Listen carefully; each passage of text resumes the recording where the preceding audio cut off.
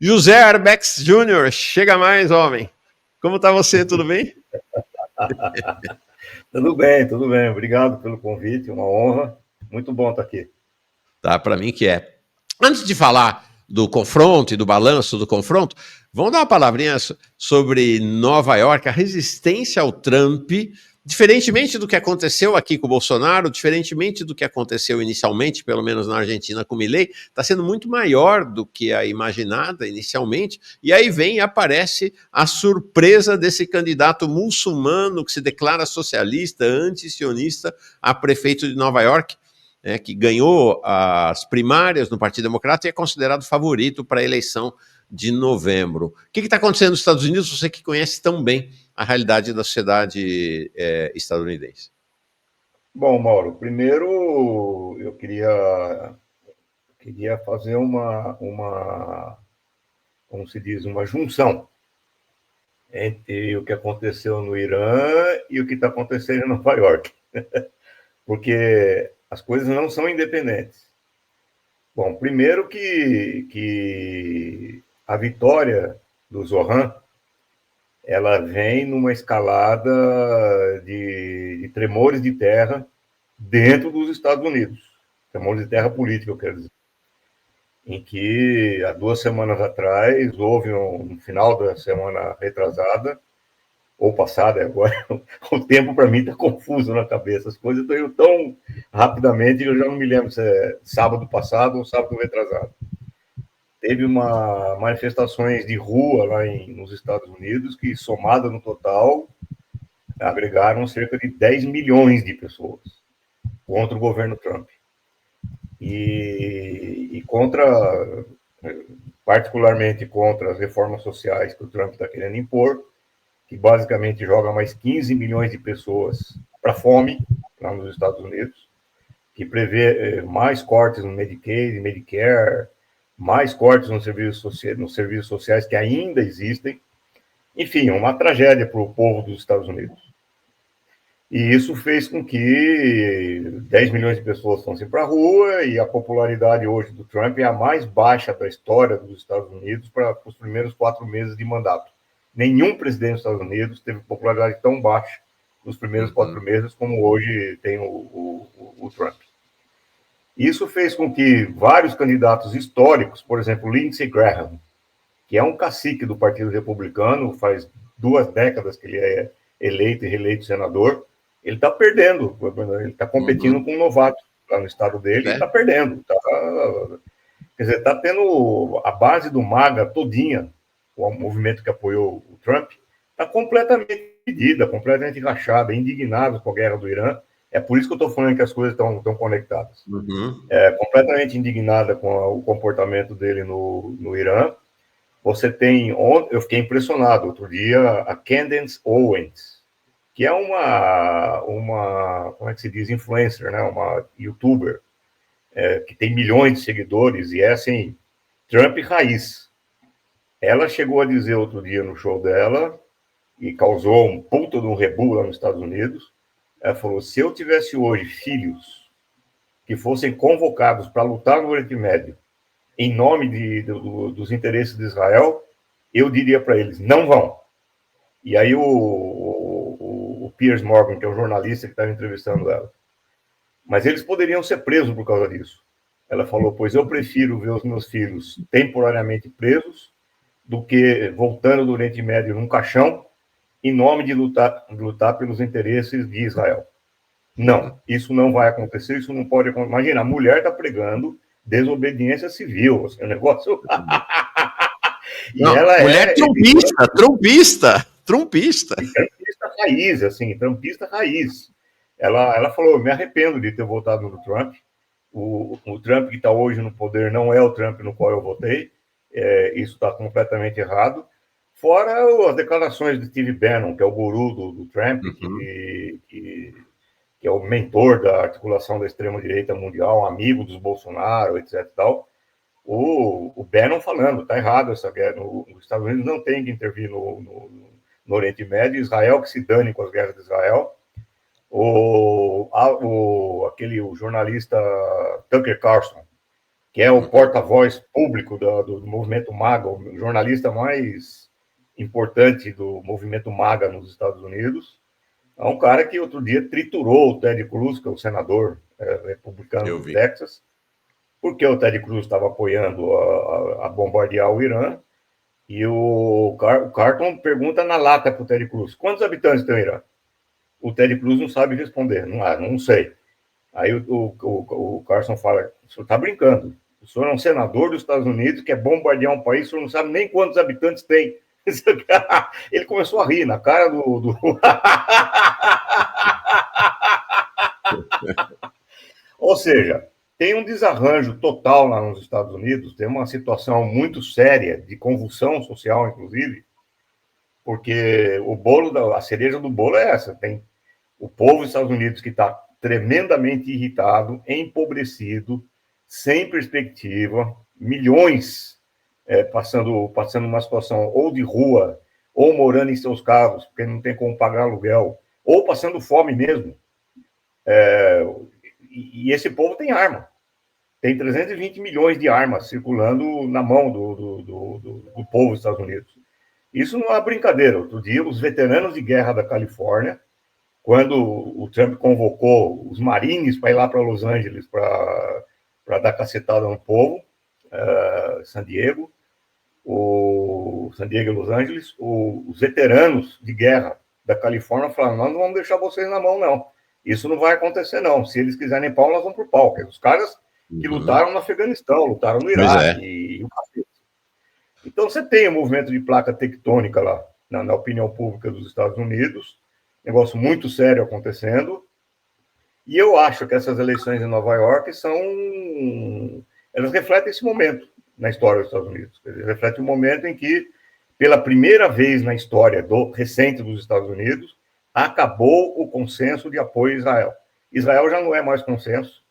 Israel já virou um ponto de discórdia.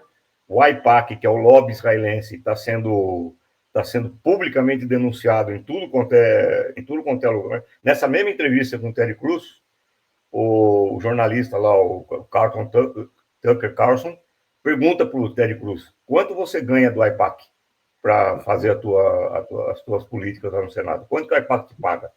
Assim, na cara, assim.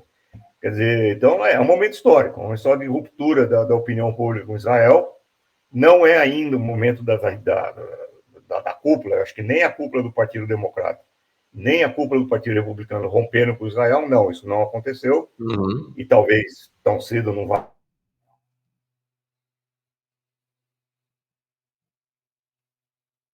Opa! Deu uma congeladinha aqui o nosso Arbex. Arbex, volta!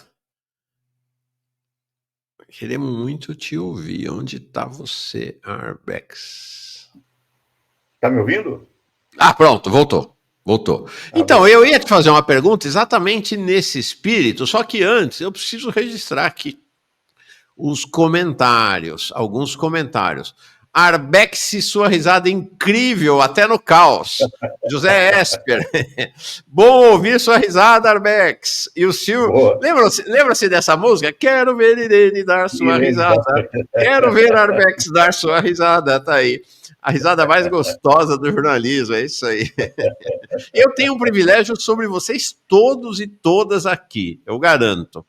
Porque eu ouvi essa risada em 1976, 77. Faz tempo. Mauro Lopes, você acabou de me lembrar quão velho eu sou. Nós somos. Na flor da idade. Arbex, essa é uma questão interessante, porque não se trata apenas de falar em polarização. Não tem uma polarização entre esquerda e direita nos Estados Unidos. O que esse segundo governo Trump está realizando é algo diferente, né? Ele está levando a um racha no interior do próprio movimento que ele lidera. Isso é diferente, é grave, é o que você falou. Ele conseguiu acabar com a unidade ao redor de Israel, né? O candidato, como é que é o nome dele? O Zohan, foi o mais votado nas primárias em Queens, que é um bairro de maioria ou hegemonia judaica. Então, acabou com isso. Ele já tinha provocado um racha grande com a questão do tarifaço. Né? Ele perdeu simplesmente o cara que era o braço direito dele na campanha, né? O dono do Twitter, da Tesla, né? Como é que chama ele mesmo, o Arbex, o idiota lá, o Musk, o Elon Musk. Rachou com o Musk foi botado para fora do governo, ou seja, você tem um processo, ele está levando a um processo de racha no interior do campo que ele deveria, em tese, estar unificando, né, que é o campo do trumpismo, né? O Zohan, ele fez mais, ele perguntaram para ele se o Netanyahu visitar Nova York, o que você vai fazer como prefeito? Eu prendo. Ele falou, eu prendo. Isso é importante porque isso que você falou sobre a base dele, a base eleitoral dele está principalmente no Queens, que são eleitores judeus. Isso é muito importante por quê? Porque mostra que, de fato, uma coisa é ser anti-sionista, outra coisa é ser antissemítico. Quer dizer, o fato de você ter um monte de judeu votando no Zohan, apesar do Zohan vai prender o Netanyahu, mostra claramente que ser judeu não é igual ser sionista, ser judeu não é igual apoiar o genocídio, ser judeu não é igual apoiar aquilo que Israel faz, são duas coisas completamente diferentes, e, portanto, isso daí desbanca, só isso, já fora a participação de milhares de judeus em todas as manifestações de solidariedade com a Palestina. Os caras ocuparam o Capitólio ano passado, não sei se você lembra. Os caras fizeram grandes marchas em Nova York, ocuparam a Grand Central de Nova York, os judeus. Quer dizer, você tem um monte de milhares de judeus, talvez milhões, apoiando a causa palestina. Quer dizer, então, esse papo de que é igual você ser anti-sionista, é igual ser antissemita, está sendo desmentido na prática. Assim, é um negócio impressionante. E, quanto ao Trump, na minha opinião, o Trump está fazendo uma jogada deliberada de destruir as instituições dos Estados Unidos. Ele não está respeitando nenhuma sentença da corte. Assim, a corte manda ele fazer uma coisa, ele faz outra, ele não está nem aí. Manda prender juiz. Outro dia a polícia dele algemou um senador. Os caras algemaram um senador lá na Califórnia. Quer dizer, o negócio, ele está enfrentando as provas, ele acabou com a primeira emenda, que é a liberdade de expressão, quando ele manda prender todo mundo que é pró-Palestina. Você vai você anda na rua com o kefi, que é aquele lenço palestino, você é arriscado de ser preso. Você está portando aquele lenço. Quer dizer, ele acabou com a primeira emenda, que é um pilar na história dos Estados Unidos. Ele está destruindo, na minha opinião, qual é a jogada dele? Na minha opinião, isso é uma opinião minha, uma avaliação minha que pode estar completamente equivocada, mas eu acho que não. Ele está levando os Estados Unidos para uma situação de convulsão social que permita ele decretar lei marcial ou leis de emergência. Quer dizer, não faz sentido ele convocar marines. Marines são tropas dos Estados Unidos treinadas para matar o inimigo. O cara convocou marines para atuar na Califórnia.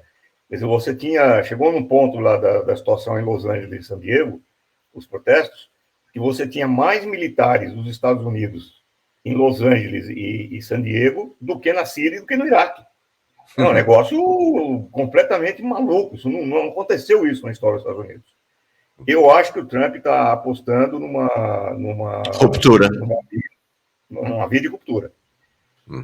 Quer dizer, aquilo que ele está fazendo fora dos Estados Unidos, que é romper com a ONU, romper com a OTAN, romper com a União Europeia, romper com todo mundo em nome do excepcionalismo estadunidense, em nome do suposto liderança que os Estados Unidos têm sobre o mundo, tal, não sei o quê.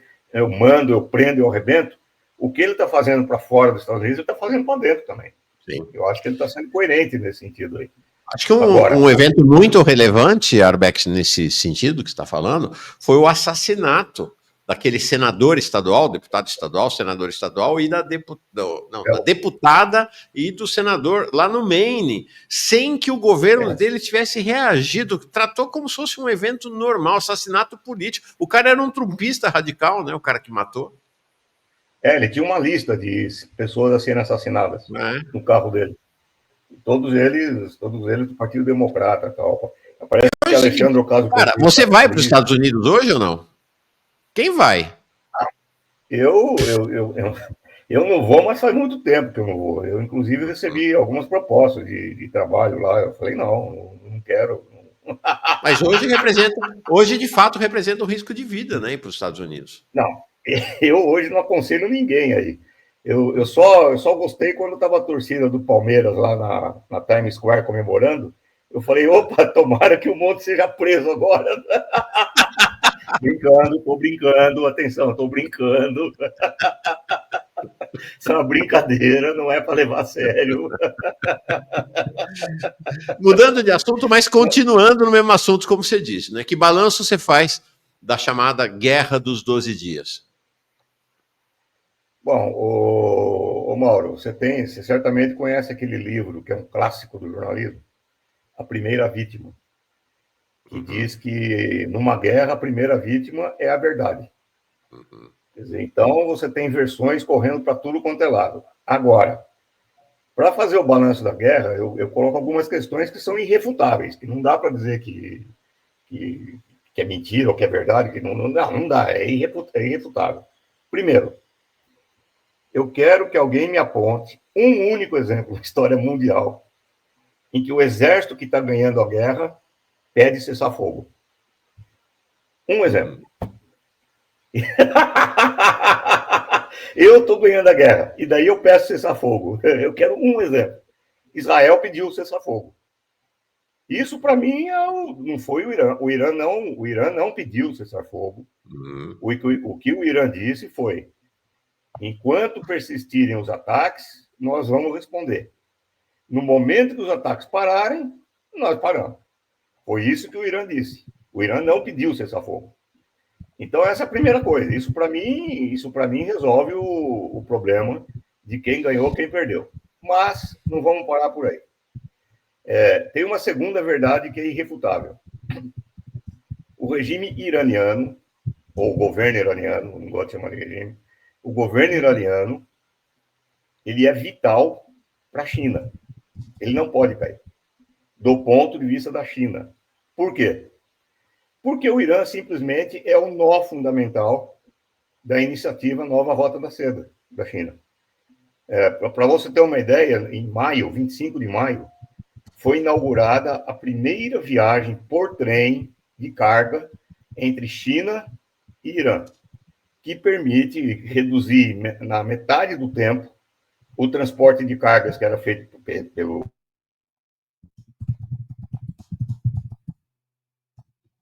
Opa, anda congelando esse Arbex.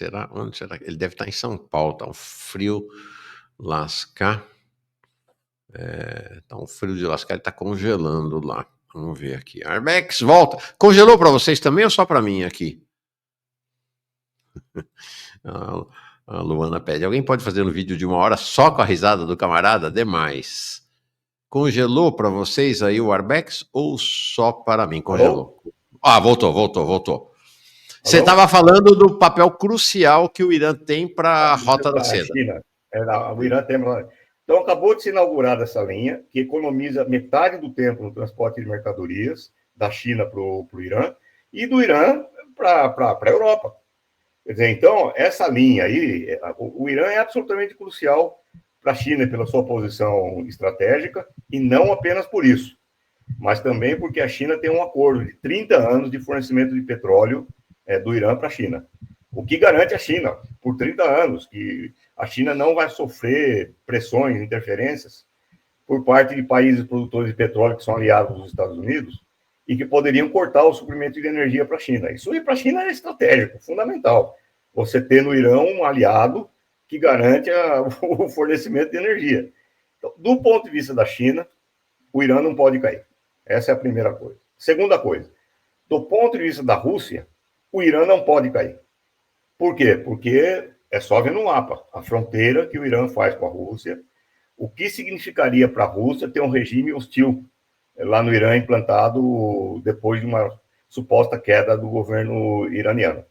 Significaria o fim do mundo, porque abriria toda a fronteira sul da Rússia para incursão de bandos armados pela CIA, treinados pela CIA, por Israel, para fazer ações de sabotagem, ações de terrorismo dentro da Rússia.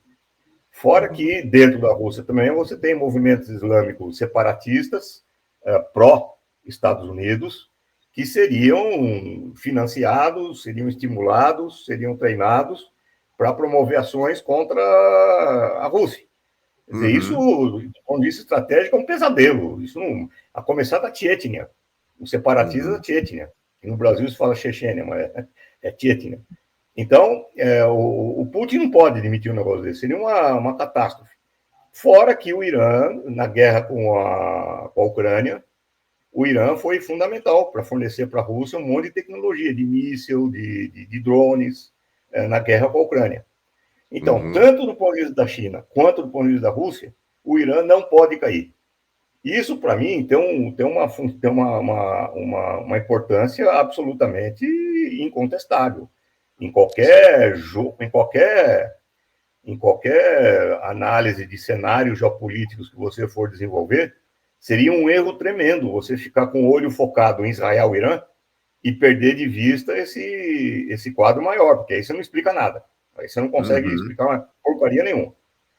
E, em terceiro lugar, o Irã deu uma demonstração de capacidade bélica, que é um negócio assim que assustou todo mundo, que deixou todo mundo com a orelha em pé, e que promoveu estragos profundos em Israel. Quer dizer, a sede do Mossad foi destruída, os caras atingiram o QG do Ministério da Defesa de Israel, que fica lá no centro de Tel Aviv, aliás, cercado por prédios residenciais. Israel acusa o Hamas de usar escudo civil, é exatamente o que Israel faz, usa escudo civil, inclusive em termos urbanos, em termos de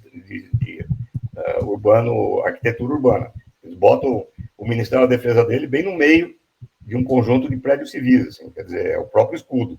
E o Irã atingiu exatamente, exatamente o prédio, acabou com a refinaria de petróleo de Haifa. Quer dizer, é um negócio espetacular que aconteceu. Então, do ponto de vista de um balanço do cenário de guerra, sem cair na guerra de cifras e sem cair na guerra de versões, eu digo que todos os indícios apontam por uma vitória, assim, esmagadora iraniana. O Irã deve ter sofrido um monte de baixa? Claro que deve ter sofrido. Um monte de ataques, porque foi o esforço combinado de Israel e dos Estados Unidos junto, numa guerra que teve meses de planejamento, não foi de uma hora para outra que isso aí começou. Sim. Meses de planejamento. O Irã deve ter sofrido horrores. Agora, isso, por outro lado, acendeu todos os alarmes na Rússia e na China. Quer dizer, o vice-presidente russo, Medvedev, ele fez um conjunto de declarações que é de deixar a orelha em pé. Quer dizer, falou, olha, existem vários países nucleares que estão dispostos a ceder as suas armas nucleares para o Irã. É só o Irã pedir. Ele falou isso publicamente. É um negócio... Ninguém fala, o vice-presidente da Rússia não vai falar isso publicamente sem ter alguma razão muito, muito forte para dizer um negócio. Foi um recado que ele está dando para os Estados Unidos. E, finalmente, lembrar um pouco de história, né?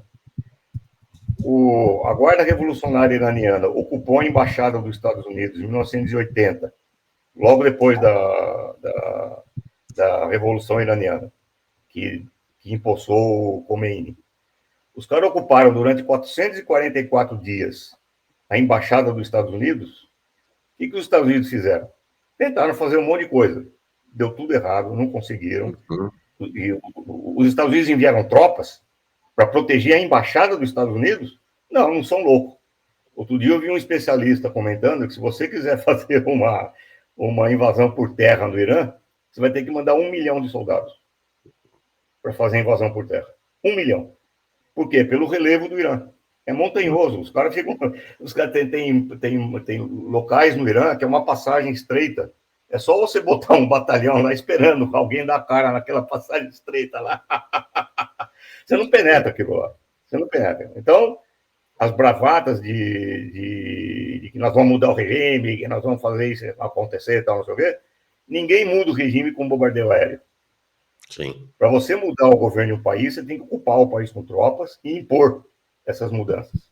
Quer dizer, é impossível isso no caso do Irã. Então, os Estados Unidos não conseguiram derrotar o Irã no caso da embaixada. Os Estados Unidos não conseguiram derrotar o Irã na guerra fabricada com o Iraque. Eles lotaram o Saddam Hussein de armas, lotaram, assim, deram as armas mais modernas que eles tinham para o Saddam Hussein e botaram o Saddam Hussein para atacar o Irã. 8 anos de guerra. Derrota do Saddam Hussein. Quer dizer, os caras tentaram várias vezes atacar o Irã, tal, não conseguiram. Dessa vez eles tentaram com tudo que eles tinham de tecnologia, tudo. Israel usou o que Israel tinha de tecnologia. E os Estados Unidos também, com os bombardeios stealth, aquele negócio todo, as bombas, não sei o quê. Não conseguiram. Isso muda o quadro geopolítico no Oriente Médio. Quer dizer, o Irã, mesmo sem arma nuclear, ele está dizendo o seguinte: eu sou uma potência regional aqui, vocês me respeitem, porque senão a coisa vai para o saco.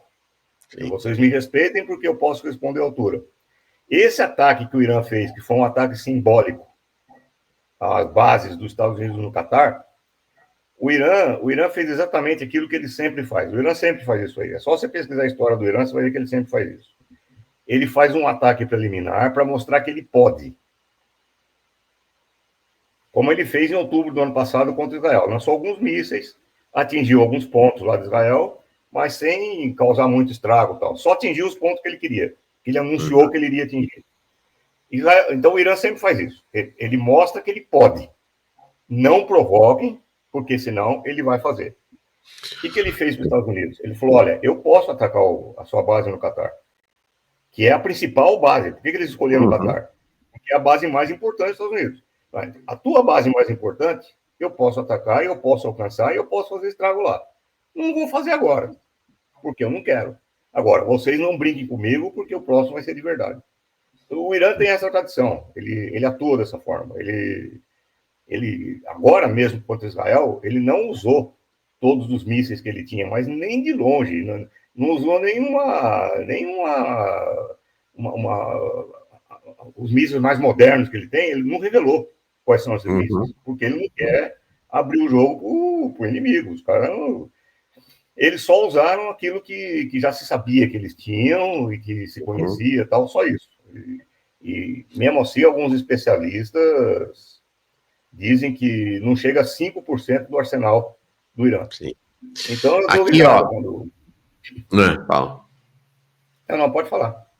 Não, primeiro dizer, audiência qualificadíssima aqui, camarada, mestre, Milton Temer vai estar com a gente aqui semana que vem. Arbex dando uma aula sobre Oriente Médio, é para aguardar. Nosso mestre, né, Arbex? Não, Milton Temer, figuraça. Figuraça. Não, então, eu te... Oi? Eu encontrei com ele em Jerusalém uma vez. Eu não lembro o que a gente estava fazendo lá, mas eu encontrei com ele lá. Legal. Milton Temer, figura. Terça-feira vai estar aqui com a gente. Eu não tinha olhado desse ângulo, eu achei bem original essa questão que você trouxe e não tinha pensado nela, né? Quem é que pediu para parar? É o que você falou. Nunca quem está ganhando pede para parar. Nunca.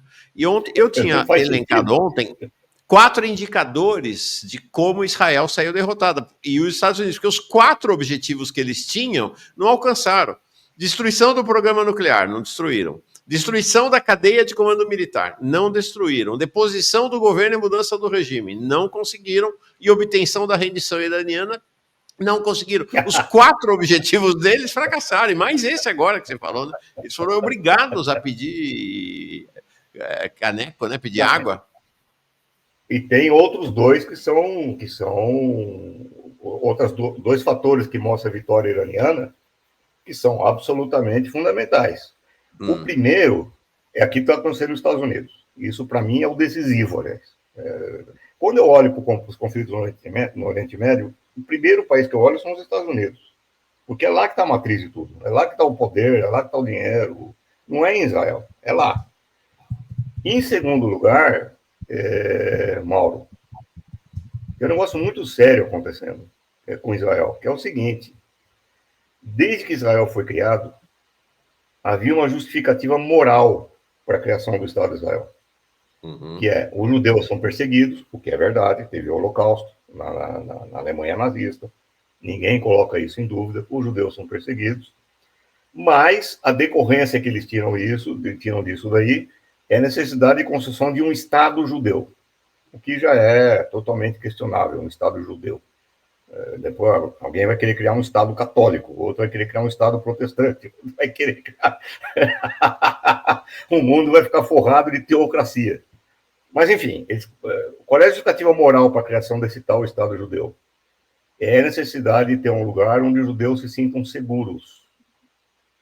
Israel vai promover a segurança de todos os judeus que quiserem viver em segurança. Aqui nós somos impenetráveis, nós somos inabaláveis, nós somos a proteção que todo judeu precisa. Isso é a justificativa moral.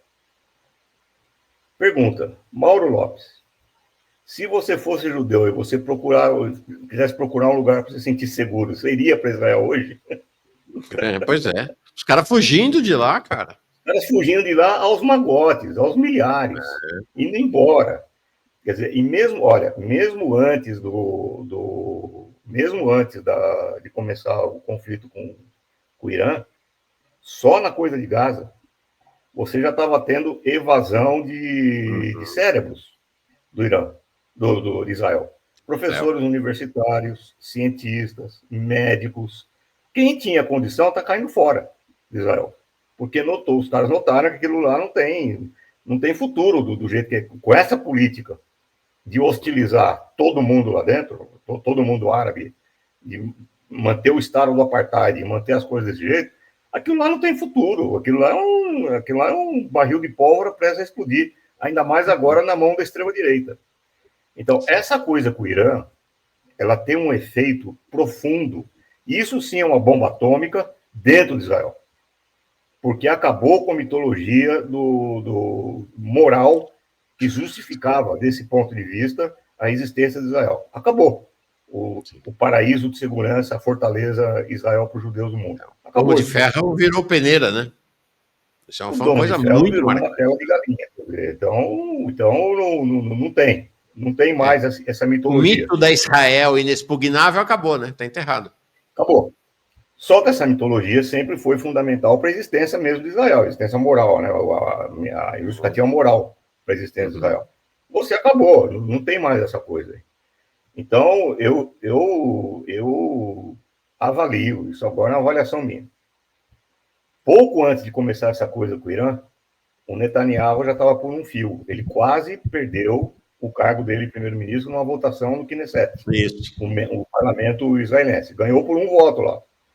Ele já estava na corda bamba.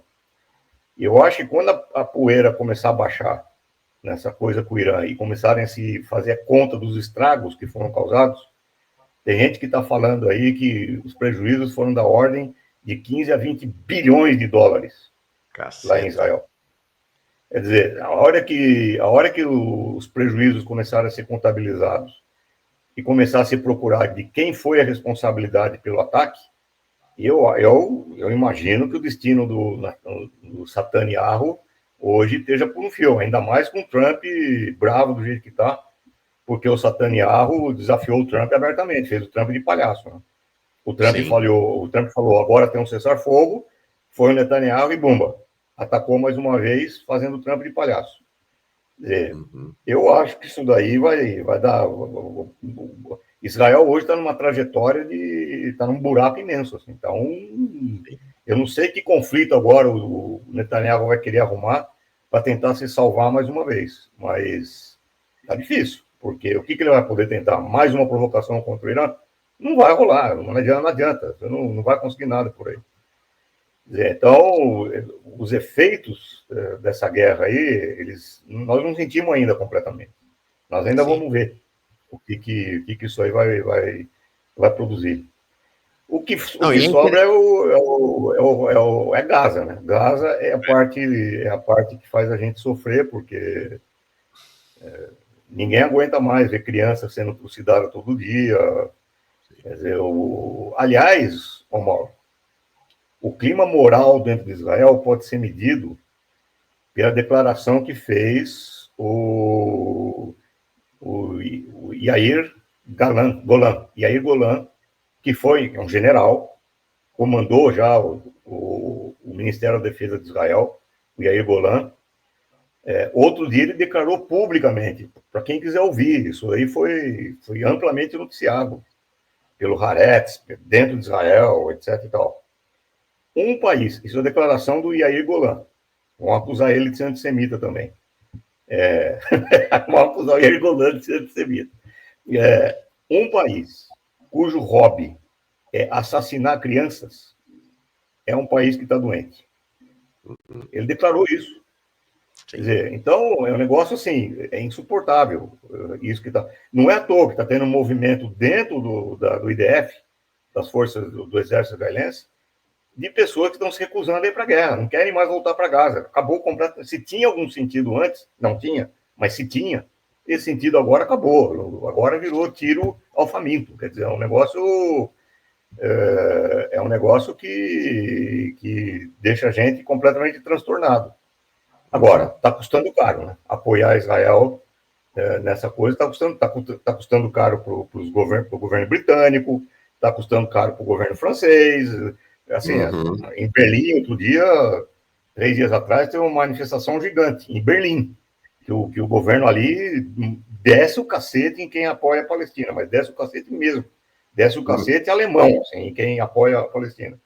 Teve uma manifestação gigante em Berlim, de apoio à Palestina, desafiando a polícia, etc. E tal. Então, esse é o próximo passo que a gente vai ver, como é que vai se desdobrar isso. Eu acho que eu vejo que não tem condição de isso prosseguir por muito mais tempo, não. Perguntas. Bom, primeira constatação, informação agora, breaking news, acabou de sair uma gravação, uma mensagem gravada do Ali Khamenei. Hoje, a principal liderança anti-imperialista do planeta chama-se Ali Khamenei, afirmando a vitória do Irã sobre Israel, os Estados Unidos, e dizendo, com todo esse clamor, com todas essas reivindicações, o regime sionista, sob os golpes da República Islâmica, quase entrou em colapso e foi esmagado. O que é mais surpreendente não é a declaração dele, é o fato de que isto é a manchete do Jerusalém Post agora.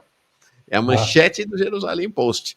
Né? Para vocês terem uma ideia de como a coisa está esquisita lá em Israel. A manchete do Haaretz, que é um jornal ligeiramente menos à direita que o Jerusalém Post, Netanyahu suspende a ajuda ao norte de Gaza, aquela ajuda fake lá, que são armadilhas, após Smotrich, que é um ministro da extremíssima direita, ameaçar deixar a coalizão por suposto diálogo com o Hamas, por conta dessa notícia do Trump de que vai construir a paz com o Hamas e que o pessoal do Hamas diz que, de fato, estão tendo negociações. Então, um cenário realmente de uma crise crescente lá em Israel, né?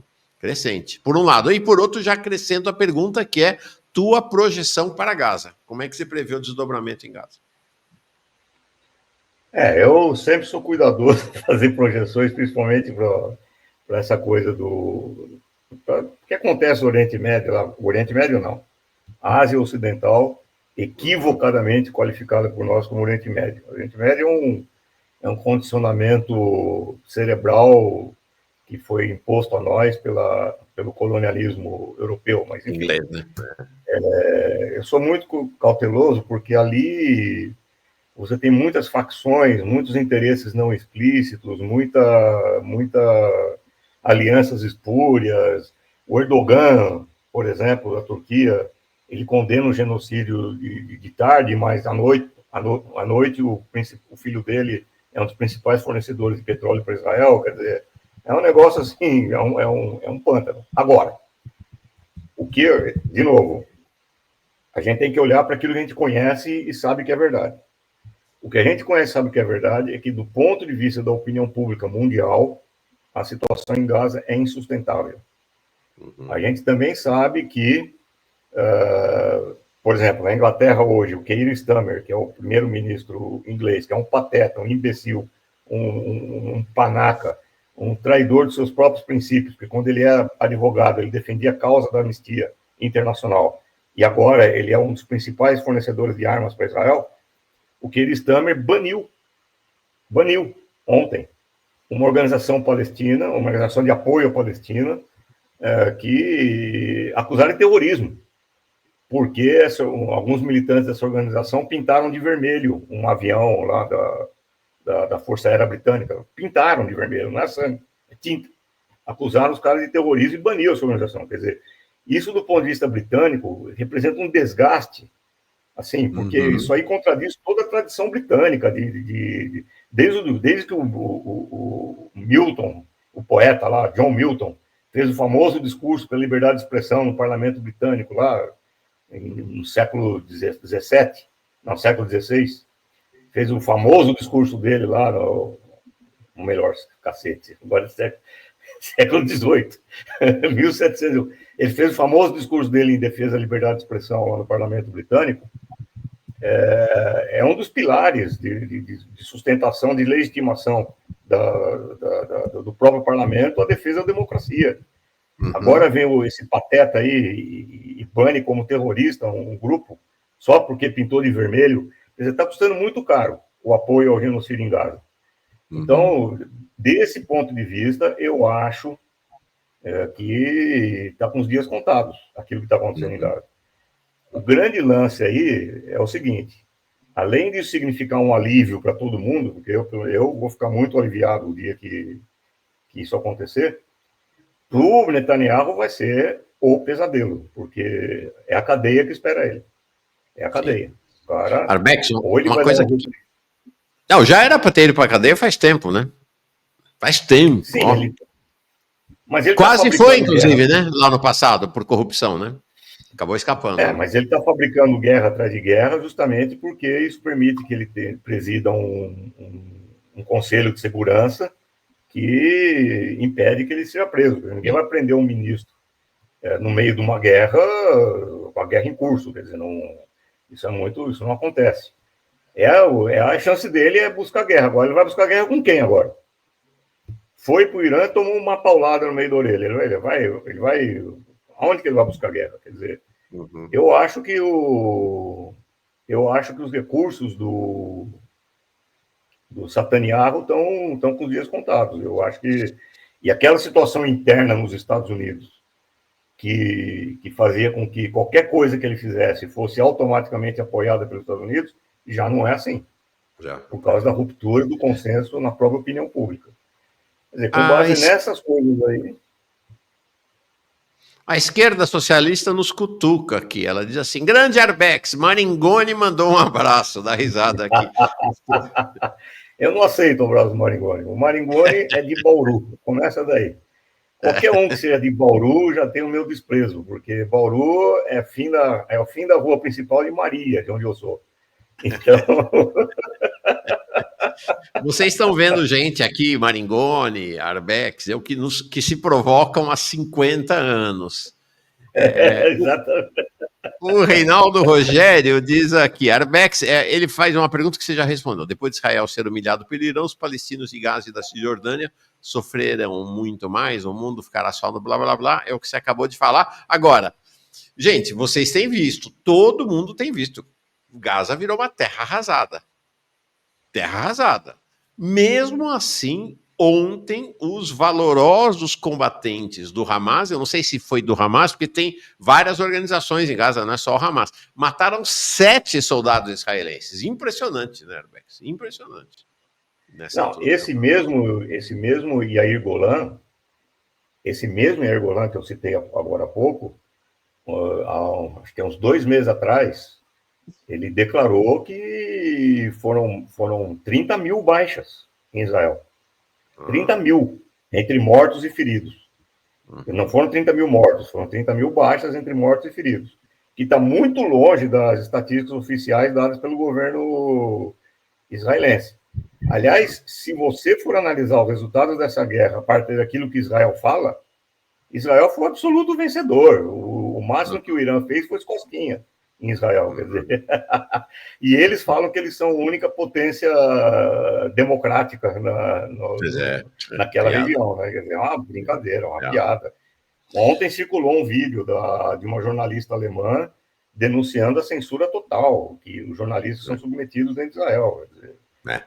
Um comentário só antes de passar a palavra, para aquilo que você falou de passagem, que é sobre o Haaretz, que é um jornal que de vez em quando fala alguma coisa, e olha, não tem no Brasil nada que se compare nem de longe ao Haaretz. O Haaretz é muito melhor, muito menos pior do que qualquer jornal brasileiro, qualquer lixo brasileiro. Quer dizer, não dá para ver. O Globo News, Folha de São Paulo, não dá para levar a sério isso daí. Assim, e eu nem acredito que seja tudo má fé. Tem muita incompetência também, muita burrice, incompetência, falta de desinformação. E olha que trabalhamos juntos na Folha, hein? Arbex e eu, ó. Arbex mas foi era lá em Moscou. Era outra Folha. Era outra Folha, outro contexto. Agora, eu ia comentar exatamente isso. A mídia liberal, não só a brasileira, mas sobretudo a brasileira, nós lemos, se você se informou sobre a guerra só pela mídia brasileira, o Irã, de fato, já tinha sido derrotado, o Irã não tinha alternativa, o Irã estava num beco sem saída. Impressionante as avaliações da mídia liberal, como estavam completamente equivocadas em relação ao que estava acontecendo lá. Né? Foi chocante mesmo. Eu não sei porque você está usando o verbo no tempo passado, porque eles continuam com essa linha. Pois é. Continuam dizendo que o Irã perdeu, né? E que o Irã vai ser obrigado a voltar para a mesa de negociações. Os caras são tão estúpidos que eles não são incapazes de sacar que não foi o Irã que deixou a mesa de negociações. O Irã ficou na mesa de negociações o tempo todo. Quem sabotou as negociações foi o Netanyahu e o Trump. Quer dizer, não foi o Irã. Como assim voltar para as negociações? Nós não saímos das negociações. Arbex, você conhece a mídia, uma parte expressiva da mídia planetária. Eu acho que não vai ser difícil encontrar uma mídia tão sionista quanto a mídia brasileira liberal, né? Não, é impossível. Os caras eles são mais sionistas do que dentro de Israel, pô. Os jornais dentro de Israel, mesmo jornais de direita israelense, você ainda tem um ou outro artigo, mesmo jornais de direita, um ou outro artigo mais ou menos mais crítico, apontando falhas, problemas, etc. e tal. Aqui no Brasil, não. Aqui no Brasil, outro dia, porque o Guga Chakra, lá da Globo News, resolveu fazer uma pergunta um pouco mais forte para o embaixador de Israel, a Globo tirou a entrevista do ar. Pois é. Porque ousou fazer uma pergunta. Agora, eu acho que isso daí é um reflexo da política brasileira. Quer dizer, a chamada elite brasileira é isso. É esse lixo comprometido com o que existe de pior no sionismo, que é uma elite que tem acordo com os porões do sionismo, com os órgãos de espionagem, com os órgãos de repressão, com a polícia de Israel, que é a mais especialista em repressão urbana do mundo, que eles usam a população de Gaza como cobaia, né, para fabricar os seus veículos blindados, exercitar suas táticas de repressão a insurreições urbanas. E o Brasil é cliente disso aí. O Brasil, a família Bolsonaro tinha laços públicos com os porões da polícia israelense, polícia sionista, né? Que eu repito. E mesmo dentro do PT, você tem um campo sionista que não é inexpressivo. O líder do governo no Senado é uma liderança sionista no Brasil, né? O Jacques Wagner. Né? Então, outro dia, os senadores do PT votaram por unanimidade, declarar o 12 de junho como, não, 12 de abril, como o dia da amizade Israel-Brasil. Assim, quando eu vi isso daí, eu falei, assim, é desanimador. Assim, por unanimidade. Inclusive senadores que eu achava que tinham alguma coluna vertebral, assim, alguma dignidade. Não, votaram todos a favor desse negócio aí. E foi para o Lula. O Lula poderia ter vetado. O Lula não vetou. O Lula encaminhou para o líder do Senado lá, como é que chama? Alcolumbre. É sionista. Que é sionista, para ele promulgar. Ele vai promulgar. Quer dizer, então, no meio do genocídio, acontece isso. Quer dizer, e com o Lula pessoalmente declarando que é um genocídio, que é contra o genocídio, mas como chefe de Estado ele não tem o culhão de falar não, isso não vai acontecer com o Brasil, ele não tem a coragem de dizer isso. Assim, é um negócio, olha, francamente, e é o que eu sempre falo, viu? O pessoal não gosta que eu falo isso porque tem gente que se sente agredida quando eu falo isso, que eu estou atacando o PT, que não sei o quê, que é um monte de bobagem. O problema é o seguinte, eu não vou dizer que eu participei de todas as manifestações pró-Palestina, porque tem algumas, mas participei de um número importante de manifestações pró-Palestina. Sabe quantas vezes eu vi o PT nessas manifestações? Nenhuma. Eu vi luminares do PT, eu vi o Genuíno, estava sempre lá, o Adriano Diogo estava sempre lá, alguns núcleos do PT que se formaram durante esse processo estavam lá, mas assim, o PT como partido, lideranças atuais do PT, não estavam lá, ausentes, completamente ausentes. Eu fui atrás de explicações, né, por que isso está acontecendo, já que o apoio à Palestina faz parte da gênese do PT. No congresso de fundação do PT, eu estava lá no Colégio Sion, a questão palestina estava colocada.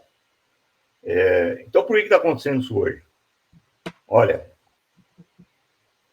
antes eu não tivesse perguntado, porque a explicação foi pior do que qualquer outra coisa. É que você tem uma parcela importante dos cristãos evangélicos, sionistas, que apoiam Israel, e que se você apoiar a questão palestina, você perde voto. Olha, francamente, quando você chega ao ponto de não se manifestar a favor de uma luta como a do povo palestino, uma luta heróica que os palestinos travam, contra o genocídio, porque você pode perder votos, olha, é o ponto da degradação última. Assim, eu passei a considerar o PT como uma outra coisa. Não tem nada a ver com o partido que foi criado em 79 e com o partido que encabeçou as principais lutas do proletariado brasileiro. Acabou isso aí. Para mim, esse voto do Senado aí, por unanimidade nessa coisa aí, para mim foi a cereja do bolo. Assim. Eu acho que foi o Opera Mundi do Breno que perguntaram lá pro Rogério, lá, que é senador do Aracaju. É o líder do PT hoje. O Jacques Wagner é o líder do governo, ele é o líder do PT no Senado agora. Então, perguntaram para ele lá por que eu não justifico o voto. Olha a justificativa que ele deu. Não, isso aí é para reafirmar o compromisso com o Estado de Israel e não com o governo Netanyahu. Tenha paciência, né? Tenha paciência. É chamar todo mundo de idiota, né? É chamar todo mundo de idiota. E isso um senador do PT, quer dizer, assim, é um negócio assim. O Bernie Sanders, do Partido Democrata dos Estados Unidos, perto desses caras, o Bernie Sanders é o Lenin, comparado com esses caras aí. É um negócio assim. Alexandre Ocasio-Cortez é a Rosa Luxemburgo, comparado com esses caras aí. É um negócio assim monstruoso que está acontecendo. Mas é o retrato da política brasileira. É isso aí. Arbex, para encerrar, eu queria voltar num tema aqui. Eu não mostrei isso aqui antes, eu segurei para mostrar. Ontem estava chegando em Beijing, antigamente a gente chamava de Pequim, esse que vocês estão vendo aí, vão ver passar agora, é o ministro da Defesa do Irã, Aziz Naziradeh. Estava lá em Pequim ontem, nós vimos ainda durante a guerra, no domingo à noite, o ministro das Relações Exteriores do Irã chegando em Moscou para uma conversa com o Putin. Aí eu queria te perguntar uma questão, porque há avaliações distintas entre analistas do nosso campo. Por exemplo, ontem, um dos analistas que eu mais considero, você foi seu colega na PUC, o Reginaldo Nasser, ele acha que China e Rússia não se mexeram e que deveriam ter se mexido na guerra. O Ali Ramos, que é um analista que tem vindo aqui bastante, ele fala, não, né? A Rússia se mexeu menos, mas ele diz, a China se mexeu através do Paquistão, teve mobilização efetiva da China na guerra, mas não entrou num conflito direto. Como é que se olha esse cenário efetivo de qual foi a presença china e russa durante os 12 dias do conflito? Bom, aí eu parto para aquilo que eu falei antes. Eu não tenho reconhecimento de bastidor, não tenho contatos com o serviço secreto de ninguém. Eu não sei que conversa que esses caras tiveram ou não, mas eu sei de duas coisas. Do ponto de vista da China, o Irã não pode cair, por aquelas razões que eu já falei. E do ponto de vista da Rússia, o Irã não pode cair. Agora, se você me perguntar se tem alguma evidência, a primeira evidência que eu tenho, suposta evidência, vamos deixar claro, porque não tem informação de bastidor, mas eu pergunto da onde que o Irã obteve todos os dados, o mapeamento de Tel Aviv, o mapeamento de Jerusalém, o mapeamento de Haifa, com precisão milimétrica. Os caras eram capazes de apontar milimetricamente. Os caras destruíram, atacaram o Pentágono de Israel, lá, o Kiryat, o prédio, fica no meio de prédios civis. Os caras apontaram diretamente para o Kiryat sem destruir os prédios civis em volta. De onde que eles obtiveram tudo isso? Com que dinheiro eles fizeram isso? De onde que veio essa capacidade militar de fazer tudo isso? Tudo bem, os caras são bons, os caras desenvolveram a indústria bélica, mas tem limite para tudo, principalmente num país que estava vivendo sob sanções econômicas muito sérias há muito tempo. E cercado de inimigos e de agentes secretos e sabotadores por todos os lados, incluindo o pessoal da Arábia Saudita, os países árabes, que são todos pelegos a serviço dos Estados Unidos. De algum lugar eles obtiveram isso. Segundo, o Medvedev, vice-presidente da Rússia, não ia dar uma declaração como a que ele deu, dizendo que o Irã poderia receber armas nucleares no momento que ele quisesse. Se já não tivesse tendo negociações, uma declaração dessa não acontece da noite para o dia. E o Irã foi essencial para a vitória da Rússia na guerra com a Ucrânia. Mas fundamental. Sem o Irã não teria tido, porque os drones, um monte de tecnologia de míssil avançado que o Irã construiu, ele cedeu para a Rússia. Dizer que não tem nenhuma contrapartida,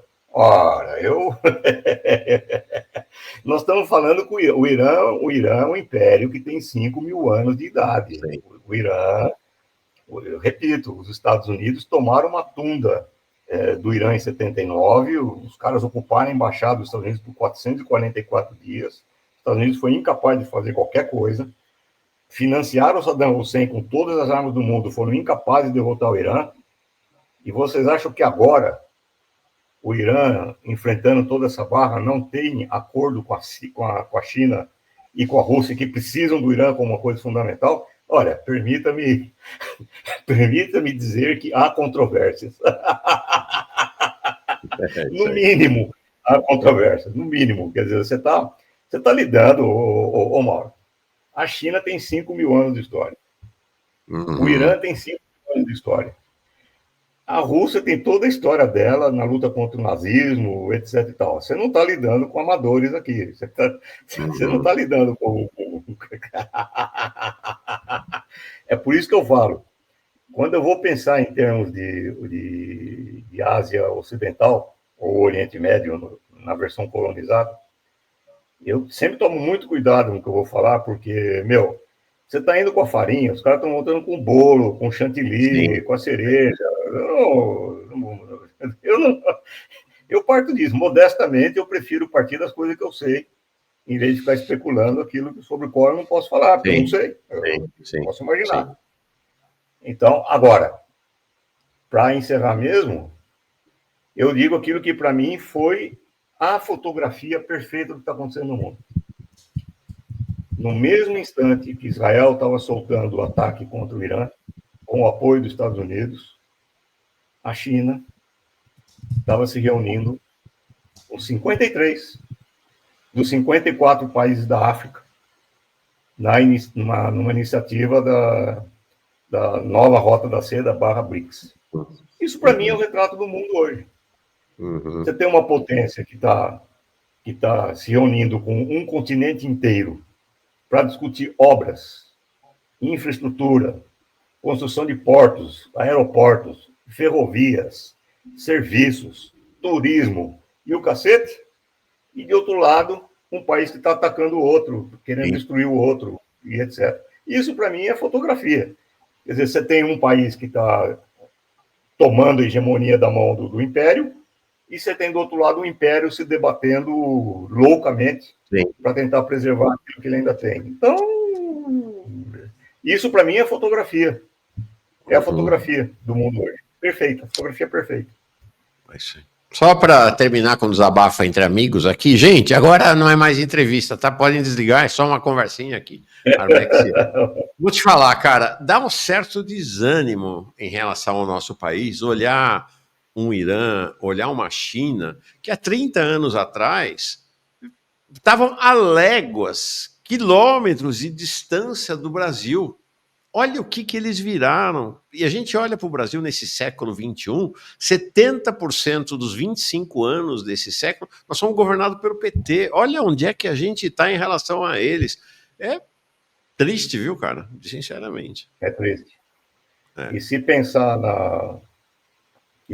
no futuro próximo, é pior ainda, porque eu não estou falando nem de Bolsonaro, nem de eleições internas. Eu estou falando, assim, na relação nossa com o imperialismo.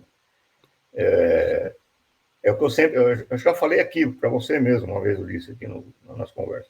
Gaza não é exceção. Uhum. Gaza é o modelo. Gaza é o modus operandi do imperialismo no mundo contemporâneo. Quer dizer, eles querem alguma coisa, eles vão lá e tomam aquilo que eles querem. E acabou. Quer dizer, imagina nós aqui.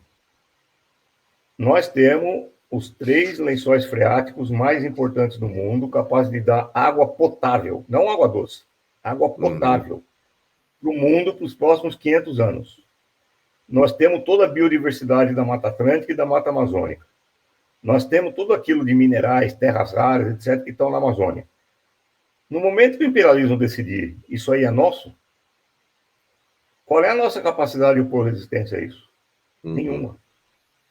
A Starlink, que controla as comunicações, é do Elon Musk.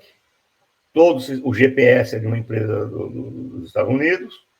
O sistema de vigilância de radares da Amazônia, o CIVAM, é operado pela Raytheon, que é uma empresa que tem relações totais com a CIA. Nós estamos na mão dos caras. Não tem o menor Os dados do governo, Arbex, os dados do país estão na mão dessas plataformas americanas, cara. Pois é, da CIA. É. Da CIA. Então eu... Beleza. Alguém está falando em Ratanabá aí, é só Ratanabá mesmo. Ratanabá na veia. Legal. É isso aí, meu. Vamos renovar essa conversa aqui. Sempre é bom ouvir tua risada. E tua cabeça sempre a 1000 por hora. Abração. Tchau. Obrigado, abração. Até a próxima.